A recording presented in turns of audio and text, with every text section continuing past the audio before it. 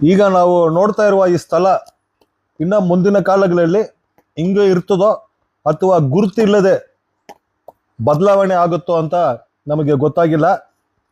ಈಗ ನಾವು ನೋಡ್ತಾ ಇರುವ ಈ champion reef post telegraph office ಇದು ಬಂದು ಇದಕ್ಕೆ ಸುಮಾರು ಈ ವರ್ಷದ ಲೆಕ್ಕ ಪ್ರಕಾರ 111ನೇ ವಯಸ್ಸು.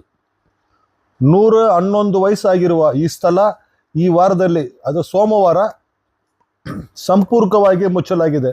ಕಾರಣ ಏನಂದ್ರೆ, ಸುಮಾರು 111 ವರ್ಷ ತಮ್ಮ ಸೇವೆಯನ್ನು ಸಲ್ಲಿಸಿರುವ ಈ ಚಾಂಪಿಯನ್ ರೀಫ್ ಪೋಸ್ಟಲ್ ಡಿಪಾರ್ಟ್ಮೆಂಟ್ 111ನೇ ವಯಸ್ಸು ಆಗಿರೋದ್ರಿಂದ ತಿರುಪತಿ ನಾಮವನ್ನು ನಮಗೆ ಈ ಪೋಸ್ಟಲ್ ಡಿಪಾರ್ಟ್ಮೆಂಟು ಈ ಚಾಂಪಿಯನ್ ರೀಫ್ ವ್ಯಾಪ್ತಿಯಲ್ಲಿ ಇರ್ತಕ್ಕಂಥ ಜನತೆಗೆ ಫಲಾನುಭವಿಗಳಿಗೆ ಸಲ್ಲಿಸಿದಾರಂತ ನಾವು ಅರ್ಥ ಕೂಡ ಮಾಡ್ಕೋಬಹುದು. ಇದು ಮುಚ್ಚಲಿಕ್ಕೆ ಕಾರಣ ಏನಂದ್ರೆ, ಸುಮಾರು ವರ್ಷಗಳಿಂದ ಪ್ರಯತ್ನ. ಮೊದಲು ಉರ್ಗಮ್ ಪೋಸ್ಟಲ್ ಡಿಪಾರ್ಟ್ಮೆಂಟ್ ಅನ್ನ ಕಚೇರಿಯನ್ನ ಮುಚ್ಚಾಕಿದ್ರು.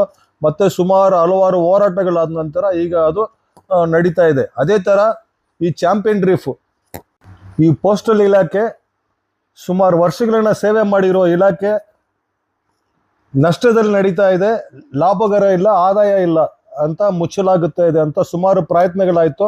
ಪ್ರಯತ್ನಗಳ ನಂತರ ಸಾರ್ವಜನಿಕರು ಒತ್ತಡ ಮೇರೆಗೆ ಸನ್ಮಾನ್ಯ ಮಲ್ಲೇಶ್ ಬಾಬು MP ಅವರು ಸದನದಲ್ಲಿ ಪಾರ್ಲಿಮೆಂಟಲ್ಲಿ ಮಾತನಾಡಿ ಕೆಲವು ಪ್ರಶ್ನೆಯನ್ನು ಎಬ್ಸಿದ್ರು.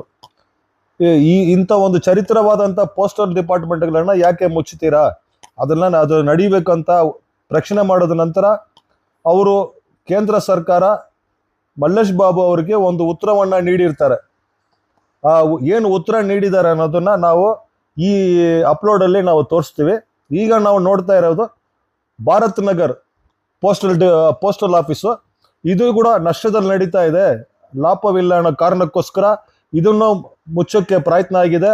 ಅತಿ ಶೀಘ್ರದಲ್ಲಿ ಇದನ್ನು ಕ್ಲೋಸ್ ಮಾಡ್ತಾರೆ.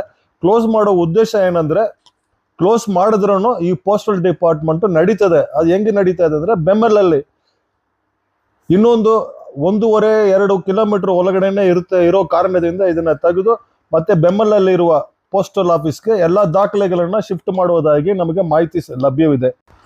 ಇದೇ ತರ ಚಾಂಪಿಯನ್ ರೀಫ್ ಅಲ್ಲಿ ಏನು ಈಗ ಮುಚ್ಚಲಾಗಿದೆಯೋ ಆ ಪೋಸ್ಟ್ ಆಫೀಸಿಂದ ಏನೇನು ದಾಖಲೆಗಳು ಇದೆಯೋ, ಫಲಾನುಭವಿಗಳು 3,000 ಫಲಾನುಭವಿಗಳು ಇದ್ದಾರೆ, 400 ಸದಸ್ಯರುಗಳಿದ್ದಾರೆ ಅಂತ ಮಾಹಿತಿ ಇದೆ. ಎಲ್ಲ ದಾಖಲೆಗಳನ್ನ ಈ ಉರ್ಗಮ್ ಪೋಸ್ಟ್ ಆಫೀಸ್ಗೆ ಶಿಫ್ಟ್ ಮಾಡಲಾಗಿದೆ. ಮತ್ತೆ ಚಂದಾದಾರರು, ಬಾಡಿಗೆದಾರರು ಕೂಡ ಎಲ್ಲ ದಾಖಲೆಗಳನ್ನ ಇನ್ನು ಮುಂದೆ ಇವರು ಈ ಉರ್ಗಮ್ ಪೋಸ್ಟ್ ಆಫೀಸಲ್ಲಿ ಸಂಪರ್ಕ ಮಾಡ್ಕೋಬಹುದು ಅಂತ ನಮಗೆ ಮಾಹಿತಿ ಸಿಕ್ಕಿದೆ. ಏನು ನಮ್ಮ MP ಮಲ್ಲೇಶ್ ಬಾಬು ಅವರು ಸದನದಲ್ಲಿ ಪಾರ್ಲಿಮೆಂಟಲ್ಲಿ ಏನು ಪ್ರಶ್ನೆ ಮಾಡಿದ್ರು, ಆ ಪ್ರಶ್ನೆಗೆ ಉತ್ತರ ಸಂಬಂಧಪಟ್ಟ ಸಚಿವರು ನೀಡಿರ್ತಾರೆ. ಆ ಪ್ರತಿಗಳನ್ನ ನಾವು ಇದರೊಂದಿಗೆ ಲಗಿಸುತ್ತೀವಿ.